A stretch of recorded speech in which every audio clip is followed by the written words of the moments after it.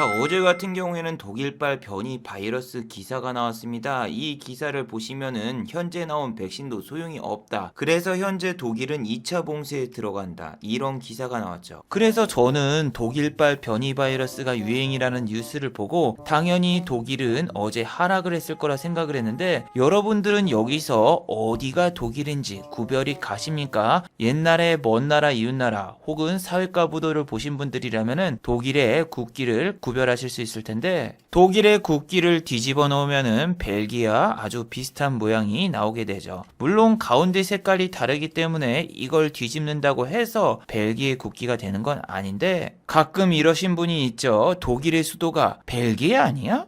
그런 분들은 어렸을 때부터서 부루마블을 안 했거나 혹은 휴대폰 게임인 모두의 마블을 열심히 안 하신 분이죠. 독일의 수도는 벨기에가 아니라 베를린입니다. 그리고 독일의 지수는 닥스훈트의 앞글자 닥스를 따와서 여기 보시는 닥스죠.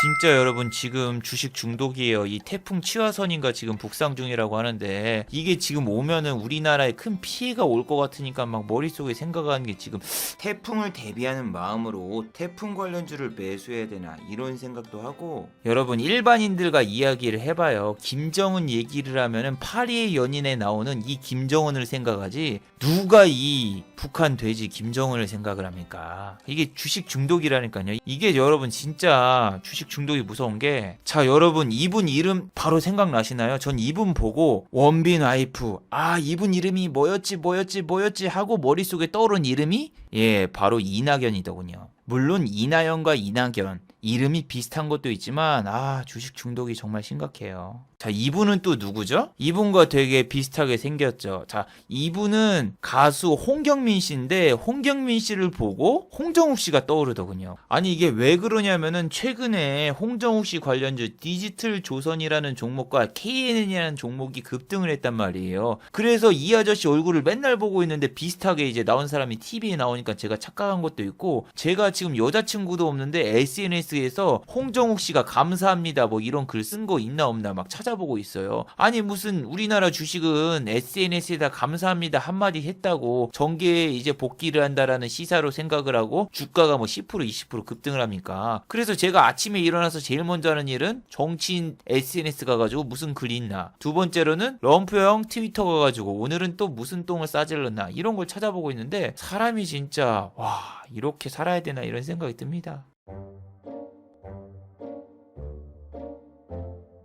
자, 그리고 어제는 바이든 정부의 취임식도 있었지만 반대로 럼프형의 퇴임식도 같이 있었습니다. 여러분들도 잘 알고 계시겠지만 우리 럼프형은 바이든 정부의 취임식에는 참석하지 않겠다라고 예전부터 이야기를 했었고 실제로도 참석하지 않았습니다. 우리 럼프형은 퇴임식에서 도대체 무슨 이야기를 했을까요? 저는 당연히 바이든 정부를 비판하거나 혹은 이런 이야기를 할 줄 알았습니다. 니네들 어디 한번 두고 보자. 나 없이 잘 되나 보자. 니네는 나를 그리워하게 될 것이다. 그리고 나는 절대로 이대로 끝나지 않는다. I will be back.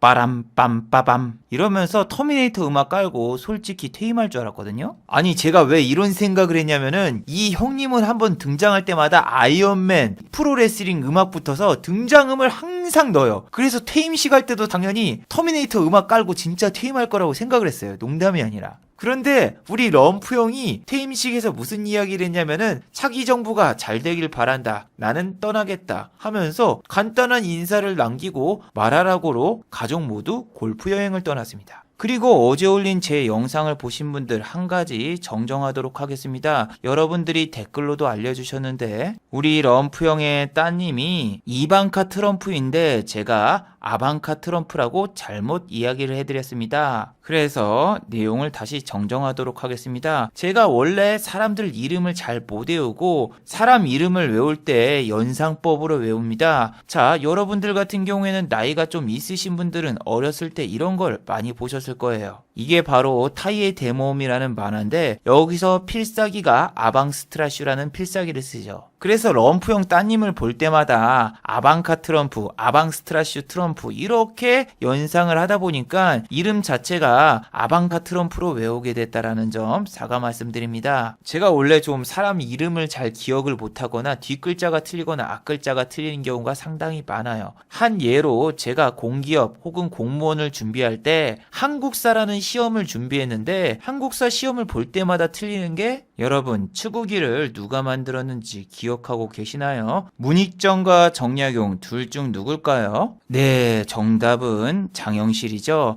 그런데 저는 이 장영실이라는 분도 자꾸 변비약 아락실로 외우고 있어가지고 추구기를 개발한 사람 아락실 이렇게 해서 이렇게 이름을 틀린 경우가 상당히 많아요. 그래서 제가 종목명이라던가 혹은 사람 이름이 조금씩 틀릴 수 있다는 점 이해 부탁드립니다. 그리고 럼프 형이 가족여행을 떠나는데 제가 어제 말씀드린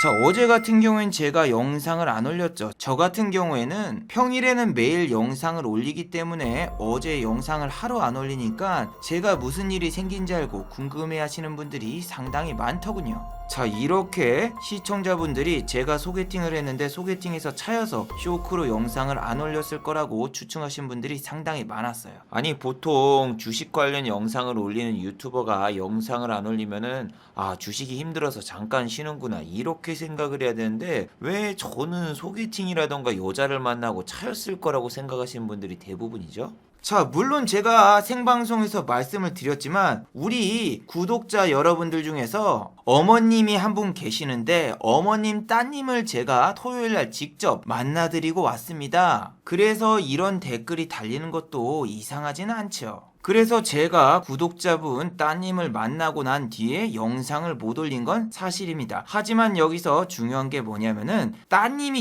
20대이기 때문에 저랑 거의 띠동갑 수준입니다. 그렇기 때문에 이건 소개팅이 아니죠. 그냥 팬서비스 차원에서 따님을 잠깐 만나드린 거고 제가 분명히 만나기 전부터서 편안한 복장으로 화장도 하지 말고 추리닝만 입고 나와주시길 바랍니다. 이렇게 말씀을 드렸죠. 저도 당연히 추리닝을 입고 나갈 거예요. 그리고 제가 만나기 전부터서 분명히 말씀을 드렸지만 이건 부담 없는 자리니까 제가 맛있는 걸 사드리지만 김영란법을 적용해서 5만원 이상은 사드릴 수 없다라고 사전에 공지를 했습니다. 그래서 말씀드린 대로 김영란법을 지키면서 44,300원어치 제가 밥과 음료수를 제공해드렸죠. 커피까지 다 사드렸는데 5만원이 넘지 않았습니다. 마치 YG 엔터테인먼트의 주가랑 비슷하죠. YG 엔터테인먼트도 자꾸 5만원만 넘으면 이렇게 빠지는데 김영란법이 적용돼서 YG 엔터테인먼트가 내리는 걸 수도 있죠. 그리고 당연히 소개팅 같은 게 아니었기 때문에 1시간 30분 정도 담소를 나눈 뒤 바로 헤어졌습니다. 자, 그러면 도대체 왜 영상 업로드를 못했나요? 자, 제가 분명히 여기 생방송에서도 말씀을 드렸지만 제가 거의 한 달 동안 하루도 빠짐없이 계속 매매를 하고 너무너무나 힘이 들어서 주말에 잠깐 다른 지방으로 여행을 갔습니다. 아까 계좌도 보여드렸지만 제가 유튜브를 찍으면서 이런 종목은 매매할 수 있습니다 없습니다를 직접 보여주려다가 자꾸 때려먹고 다시 복구하고 자꾸 때려맞고 다시 복구하고 이걸 매일 반복하다 보니까 너무 힘든 거예요.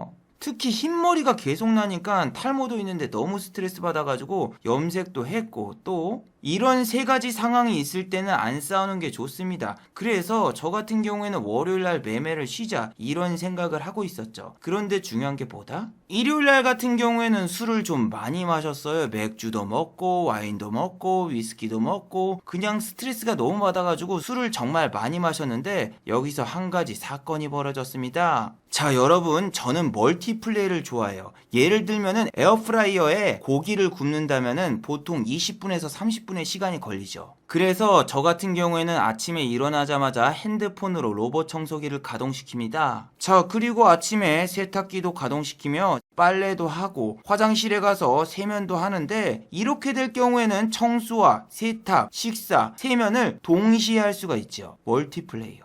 심지어 저는 주식을 할 때도 운동과 주식을 동시에 합니다. 이렇게 사이클을 타면서 주식창을 보고 주식창에서 종목이 상한가를 가길 기원하면서 열심히 사이클을 달립니다. 사이클을 달릴 때마다 장중에 종목이 1% 이상 상승하는 광경도 많이 봐서 일명 사이클 매매법도 많이 매매를 하는데, 한 가지 일을 하면서 다른 여러 가지 일을 하는 게 제 성격 중 하나라서 술을 마실 때도 멀티플레이를 진행했습니다. 자, 저 같은 경우에는 다음날 서울에서 부산으로 내려가야 되기 때문에 부산 가는 표를 어플로 예약을 했습니다. 그런데 술을 마셔서 제 주민번호가 잘 생각이 안 나서 운전면허증을 보고 침착하게 KTX 표를 예약했죠. 마치 이런 급등주가 아무리 상승한다고 해도 재무제표를 확인한 다음에 침착하게 이런 종목은 걸러야 되겠다 하고 매매를 안 하는 거와 비슷한 상황이죠. 그런데 이렇게 침착한 저였지만 한 가지 실수를 하고 말았습니다. 바로 다음날 신분증을 잃어버렸어요. 지갑에 보니까 신분증이 없는 거예요. 분명히 술집에서 떨어뜨렸거나 혹은 주머니 속에 신분증을 넣어놓고 돌아다니다가 중간에 떨어뜨린 건데, 저는 상황 판단과 분석력이 빠르기 때문에 이 상황을 어떻게 대응해야 될까 여러 가지 생각을 해봤습니다. 한국 증시도 지금 선물옵션 만기일 때문에 상당히 힘든 상황인데 어떻게 대응을 해야 될까요? 일단 지금 주가가 왜 떨어질까를 분석을 하는 거죠. 그래서 저 같은 경우에는 지금 신분증을 어디다 떨어뜨렸을까를 중점적으로 생각해 보았죠. 자, 제가 어디서 신분증을 떨어뜨렸을까 구체적으로 분석을 해보니까 펍이라던가 술집 등 혹은 음식점에서 분실을 했을 경우도 생각을 해보았습니다. 분명히 술집에서 예약번호를 눌렀으니까 음식점은 아니고 술집 아니면 펍인데 여기는 아직 영업시간이 되지 않아 전화를 받지 않더군요. 그리고 집에 올 때 택시를 탔는데 택시 탈 때 주머니에서 만약에 신분증을 떨어뜨렸을 확률도 생각을 해보았고, 화장실에서 볼일을 보다가 바지를 내리면서 신분증이 떨어지지 않았을까 이 생각도 해보았어요.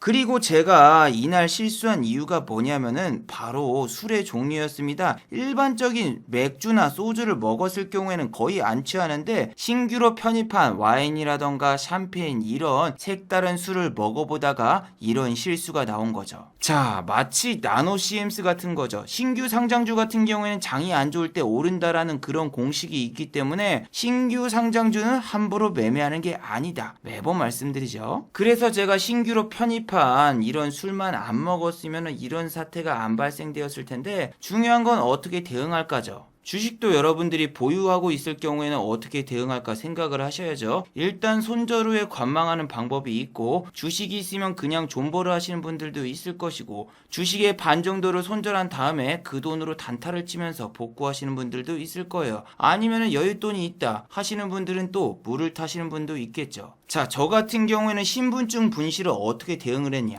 손절을 했습니다. 일단 새로운 신분증을 만들어서 그냥 그걸 가지고 있는 게 낫지 뭐할로 이걸 찾나 이렇게 생각을 해서 일단 경찰서에 가서 다시 한번 운전면허증을 발급받기로 했습니다. 그런데 여러분들이 손절한 다음에 걱정하는 게 뭡니까? 손절한 다음에 주식이 더 떨어지면 박수를 치겠지만 자기가 손절한 다음에 갑자기 급등하면은 되게 열받고 화가 나죠. 저도 마찬가지였어요. 저는 우연히 제 신분증을 주어서 다른 사람들이 범죄에 이용하면 어떻게 할까 이게 걱정이 되더군요. 쏘카라던가 그린카를 제 신분증을 이용해서 렌탈을 할 수도 있고, 렌트카 업체에서 제 명의로 분명히 차를 빌릴 수 있을 거예요. 그래서 지금 손절이 중요한 게 아니라 잃어버린 신분증을 이용해서 범죄에 악용되지 않을까. 그리고 또 9시 뉴스라던가 8시 뉴스에 유명 유튜버의 신분증을 위조해서 다른 사람이 범죄를 저질렀는데 제가 누명을 당해서 갑자기 9시 뉴스라던가 8시 뉴스에 나오는 게 아닌가 이런 생각을 하니까 너무너무나 불안하더군요. 그래서 불안한 마음에 신분증을 여기저기 찾아보기도 하고, 또 다시 한번 신분증을 만들다가 영상도 못 만들고 결국에는 집에 오지 못했어요.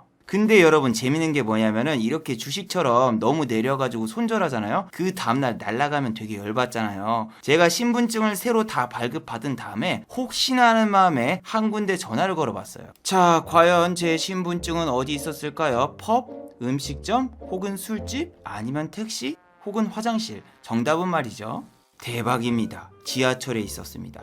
지하철역 분실물 센터에 전화를 해봤습니다. 그리고 혹시나 하는 마음에 제 신분증을 주어서 누군가 역에 갖다 주지 않았을까 이런 추측을 해봤는데 와, 세상은 아직 살만하네요. 진짜 누군가 신분증을 주어서 지하철역 분실물 센터에다가 갖다 준 거예요. 그래서 저는 이 신분증을 파기시켜달라고 영무원한테 말했어요. 그래서 나름대로 잘 대응을 했습니다. 자, 그런데 문제는 주식은 오늘 매매를 못했다.